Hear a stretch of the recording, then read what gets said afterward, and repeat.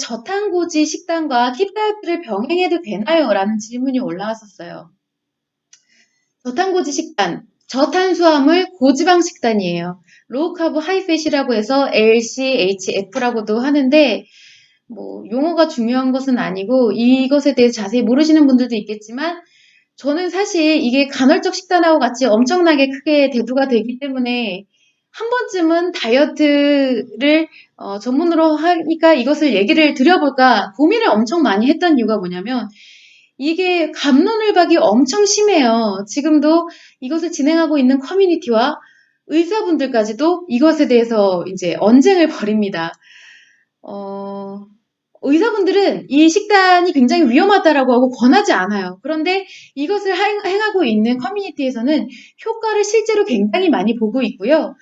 의사가 뭘 아냐. 내가 실제로 해보니까 효과만 좋더라. 막 이런 식으로 도리어 의사를 공격하기도 하는 뭐 이런 것들이 많이 형성이 되어 있어요. 근데 좀 무섭죠. 저처럼 의학적 소견도 없는 사람이 이런 언쟁에 끼어들기는 굉장히 조금 두렵더라고요. 그래서 얘기를 하지 말까 하다가 그래도 한 번쯤은 말씀을 드려보고자 해서 사실 의사분이 말씀하신 것은 의학적 관점이고요. 이런 커뮤니티에서 얘기를 하는 것은 실제로 다이어트를 해본 다이어트의 관점에서 이야기를 하는 거고요. 제가 말씀드리는 부분은 이제 마음이론에 입각한 심리적 관점에서 말씀을 드리는 부분이기 때문에 판단은 결국 본인 몫입니다. 뭐 제가 뭐 이게 맞다 저게 맞다라고 말씀을 드리지는 않아요. 그래서 이제 간단하게 먼저 이 LCHF에 대한 원리를 먼저 설명을 드리면은 이게 뭐냐. 아까 좀 전에 말씀드렸는데 우리 몸이 에너지를 소비를 할 때는요. 보통 탄수화물, 당이죠. 포도당을 가장 먼저 소비를 하고, 그 다음에 이제 당이 없어지면 글리코겐을 소비하고, 그 다음에 체지방을 분해를 해서 소비하기 시작합니다. 자, 그런데 당이 체내에 아예 없다, 글리코겐도 없다, 라고 하면은 우리는 보통 포도당을 주 원료로 소모를 하는데, 체지방을 주 원료로 소모하기 시작하겠죠. 이 상태를 케토시스 상태라고 하고요. 그 상태로 만드는 것이 이 LCHF 식단의 이 저탄고지 식단의 주된 목적입니다.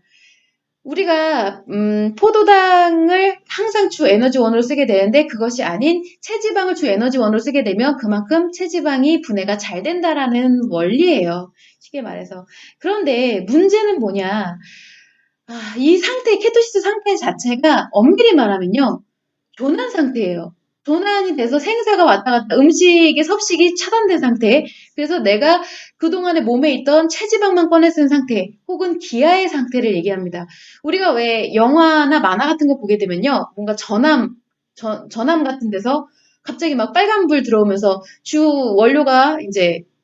공급 원료가 망가졌으니 그런 시스템이 망가졌으니 이제 비상 전력으로 운행합니다. 뭐 약간 이런 상황도 많이 발생을 하죠. 그런 걸 종종 볼 수가 있는데 그런 상태라고 보시면 돼요. 우리가 지금 몸이 비상 전력으로 전환이 된 상태라고 볼 수가 있는데 문제는 이것을 계속 유지를 해야 된다는 거예요. 이 식단으로 인해서 뭔가 다이어트 효과를 보려고 하면 기아 상태를 유지해야 된다라는 겁니다. 자, 그런데 제가 뭐 의학적 소견으로 이렇게 말씀을 드린 건 아니지만 상식적으로 생각을 해보면은 우리가 지금 태고적부터 지금까지 인간이 살아오면서 포도당을 주 원료로 쓰는 데는 이유가 있겠죠. 이유가 있으니까 체지방과 뭐 그런 것에 앞서서 체지방은 지방으로 저장을 해서 비상원료로 쓰는 이유가 있을 것이고요. 그리고 포도당을 주 에너지원으로 쓰는 이유가 엄밀히 있을 거란 말이죠. 그리고 또 한 가지는 뇌는 제가 한번 말씀을 드렸었는데 오로지 포도당만을 주 에너지원으로 씁니다. 그런데 이게 이제 어떤 논문에서 우리가 이런 케토시스 상태에서 발생하는 체지방을 분해했을 때 발생하는 케톤 물질이 이제 뇌가 그것도 70%가량 에너지 소모에 70%가량 지원을 받을 수 있다라고 그런 논문 결과가 나오기는 했어요. 근데 저는 그럴 수는 있겠죠. 있을 거라고 생각합니다. 전 잘 모르겠어요. 그런데 저는 이미 탄수화물을 아예 차단을 해서 저혈당 쇼크가 한번 왔었던 사람으로서요. 저혈당 쇼크를 한번 겪게 되면은 선뜻 이것에 대해서 이렇게 약간 긍정적인 생각을 할 수는 없게 돼요. 저혈당 쇼크를 어떤 느낌이냐고 설명을 드려보자면 쉽게 설명해서 죽는 느낌입니다. 그냥 내가 이렇게 죽는구나라는 느낌이 드는 게 저 일단 쇼크예요. 기절을 하게 돼요. 내가 에너지 공급이 차단이 되면서 쇼크가 일어나게 되는 상황인데 물론 좀 그 방법에 따라서 잘하면은 이렇게까지는 발생을 안 하겠죠. 그런데 우리가 이런 케토시스 상태가 될 때까지는 뇌가 적응을 하는 시간 동안 부작용이 반드시 발생합니다. 어지럼증이라든지 명확한 사리 분별이 잘 안 되기도 하고요. 그런 문제가 발생을 하는데 이것을 전문적으로 하셨던 분들의 의견에 따르면 그 상황이 넘어가게 되면 뭐 오히려 사고를 하는데 좀 더 생각이 명확해진다. 이렇게 얘기를 하시기도 해요. 뭐 저는 안 해봤으니까 그건 잘 모르겠어요. 거기까지 이어지지 않았는데. 자, 그런데 또 한 가지는 이 저탄고지 식단을 처음에 개발하고 연구하고 이것에 대해서 책도 쓰고 주장하면서 꽤나 이제 부를 축적하셨던 분들이 있어요. 근데 결국 그 중에 이제 대표적인 분들 중에 한 분은 심장마비로 사망을 하시면서 돌아가실 때 체중이 120kg이셨고요. 그리고 또 한 분 같은 경우는 심혈관 질환에 의해서 뇌졸중으로 사망을 하셨습니다. 그러니까 뭐 고지혈증 이런 거에 대한 문제가 없다라고 지방을 이제 과도하게 먹게 되니까 그런 문제가 없다라고 주장을 했지만 결국 그런 문제점들이 드러나게 되면서 사망까지 이르게 됐었던 사실도 있어요. 이건 그냥 팩트예요. 제가 뭐 이것에 대해서 이러니까 그렇다 뭐 이런 얘기를 드리는 것은 아닙니다. 그래서 저는 사실 이런 ACHF 식단에 대해서 언쟁에 참여하고 싶은 생각도 사실 없고요. 그리고 의학적인 지식도 없어요. 그런데 다만 심리적 관점에서 이런 언쟁이 일어나는 이유와 이런 식단을 추구하는 이유에 대해서는 한번 분석이 가능하고 그것에 대해서만 제 견해를 한번 말씀을 드릴 수 있을 것 같아서 그런 관점에서 한번 얘기를 해볼게요. 자, 사실 우리가 뭐가 됐든 간에요. 비단 이런 다이어트뿐만 아니라 모든 것에서 중간을 지키는 것이 가장 어렵습니다. 그러니까 밸런스를 유지하는 게 가장 어려워요. 사실 극단적으로 극에 치닫는 것은 좀 쉽거든요. 밸런스가 한번 깨지게 되면 극으로 치닫는 것은 엄청 쉬워요. 에너지가 한쪽으로 쏠리는 게 더 쉽다라는 거예요. 이럴 때 남성의 경우는 스트레스가 과도하게 발생을 하고 그것을 처리하지 못할 때 이렇게 극단적으로 치닫는 경우가 많이 생기고 그리고 여성의 경우는 상처가 과도하게 발생을 했는데 그것이 이제 힐링 제대로 상처 회복이 되지 않고 쌓이거나 했을 때 심리 문제가 발생하면서 상처가 작용하기 때문에 이렇게 에너지가 극단적으로 치닫게 되고 그게 쉽게 느껴지는 거예요. 우리가 상식적으로 한번 생각을 해보면 기아 상태를 유지하면서 그것이 건강하다라고 말하는 게 과연 맞을까요? 그것은 사실 상식적으로는 옳다라고 볼 수가 없는 문제죠. 몸에는 분명히 뭔가 문제가 생긴다라고 볼 수가 있어요. 그런데 우리가 신체적인 부분에 있어서 의사분을 도리어 비난을 하면서까지 이게 과연 이렇게 주장하는 이유가 뭘까?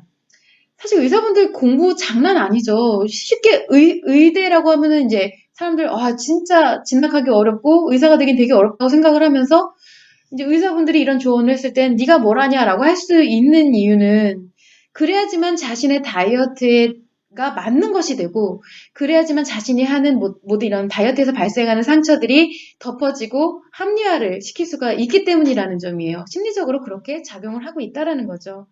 그래서 내가 명확한 기준을 잃고서 한쪽 방향으로만 계속 치우쳐 가게 되면요. 나중에는 그 방향이 맞다고 생각을 하게 됩니다. 뭐가 상식이고 뭐가 일반적이고 뭐가 인간관계에 있어서 조화와 질서를 이루고 이런 부분은 잘 생각을 못 하게 돼요. 그래서 극단적인 부분이 옳다라고 생각을 하게 되는 위험한 상황이 벌어지게 된다라는 것이고 그 근본적인 이유는 이제 스트레스와 상처 그리고 기준이 없는 것에서 발생을 하는 것이다. 라고 볼 수가 있는 거예요. 자, 우리가 일단 존재가 보장이 돼야, 생존이 보장이 돼야 다이어트를 하든 뭐든 심리적으로 뭐 안정을 찾든 그거는 다음 문제고요. 존재랑 생존이 희박해지면 아무런 의미가 없는 거잖아요. 그렇기 때문에 이런 존재를 위협할 정도의 다이어트는 이루어져서는 저는 사실 안 된다라고 생각을 합니다. 이것은 제가 다이어트를 경험해본 사람으로서 얘기를 말씀드리는 거예요. 저도 굉장히 극단적으로 많이 다이어트를 해봤고, 앞서서도 말씀드렸지만, 저는 고지방 식단은 하지는 않았어요. 뭐 저탄고지는 저 때는 없었으니까. 대신에 탄수화물을 줄이거나 이렇게 되면은 다이어트가 잘 쉽게 이루어진다라는 것은 알고 있었어요. 그래서 거의 이제 탄수화물은 끊고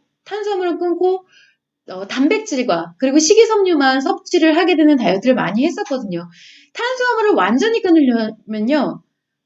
그 양념도 먹어서는 안 되고요. 그리고 무염식, 나트륨도 먹지 않고 오로지 단백질과 오로지 식이섬유에 해당하는 것을 물에 볶아서 먹어요. 생식을 하기는 싫으니까. 물에 볶아서 먹게 되면은 그렇게 이제 유지가 되는데 그렇게 되면 아까 말씀드렸다시피 이제 저혈당 쇼크가 오기도 하고요. 그러면서 이제 신진대사가 엄청나게 몸이 박살이 나죠. 호르몬에 대한 이런 불균형도 초래를 하고 몸이 망가지고 생존의 위협이 가게 되는 거예요. 그런데 저는 그 당시에는 그것에 대해서 희열을 느꼈어요. 오로지 살이 빠진다는 거. 내가 외형적으로 내가 점점점 만족을 해 나간다는 것에 대해서 희열을 느낄 정도로 의식에 문제가 생긴 거죠. 중독이 일어나게 되면서 의식장애가 발생을 한 상황이었는데 그때는 뭐가 맞는지 그른지도 알 수가 없어요. 주위에서 이렇게 계속 얘기를 해줘도 전혀 듣지 않고 오히려 공격을 하게 돼요. 내가 맞는 부분인 것이니까, 내가 맞아야 되는 것이니까. 그런데 만약에 이제 심리 회복이 이루어지고 정상적으로 심리 밸런스가 일어나서 여유가 생기고 안정이 생기게 되면요. 그때는 이러한 모든 팩트를 사실로서 정확하게 객관적으로 판단할 수가 있게 돼요. 맞아. 내가 다이어트를 하는 데 있어서 이렇게 진행하면 살 잘 빠지는 거 알아. 그리고 내가 필요에 의해서 단기적으로 아마 이것을 할 수도 있을 거야. 라고 응용을 할 수는 있지만 거기에 절대 빠져들지 않고요. 안 되는 부분에서는 안 되는 것까지는 내가 딱 선을 긋고 하지 않을 수 있는 이런 객관적인 판단이 가능해집니다. 자, 그래서 그런 부분을 반드시 참고를 해서 우리가 반드시 심리적인 부분을 배제하고서 다이어트에 들어가게 되면 많이 위험할 수 있다. 그리고 내가 지금 하고 있는 다이어트가 얼마나 위험하고 아니면 안전한지에 대한 판단은 심리 회복을 먼저 바탕으로 해서 생각을 해야 된다. 심리 안정을 밸런스를 유지를 먼저 바탕으로 생각해야 된다는 점을 한번 참고를 해보시라고 솔직히 조금 이 얘기 드리는 거 무섭기는 한데 한 번은 꼭 드려봐야 될 것 같아서 한번 질문을 가져와 봤습니다.